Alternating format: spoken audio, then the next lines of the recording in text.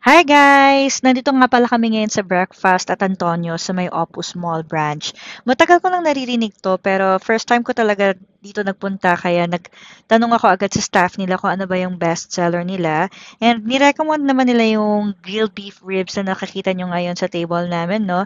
Meron na siyang kasamang dirty rice and grilled corn. Meron na ring red and green bell pepper. 1,190 pesos ito and sulit naman yung order ko kasi big serving naman siya. Kasi sa aming dalawa, umorder lang ako ng 2 extra rice, tapos may take out pa kami sa ulam. And syempre, hindi mawawala yung favorite ko. Ito, lagi kong cravings kahit sa ang restaurant ako magpunta. Ito ay ang grilled salmon. Obviously, may kasamang baby tomatoes, broccoli, lemon on the side. Wala naman ako masasabing something special since isa lang naman ang lasa talaga ng salmon. And ito naman yung dessert namin. Ito yung medyo kakaiba sa natikman kong ice cream. Hindi siya gano'n katamis pero sobrang creamy. So, good for to na rin siya. Anyway, salamat sa pakikinig. Next time ulit. Bye-bye!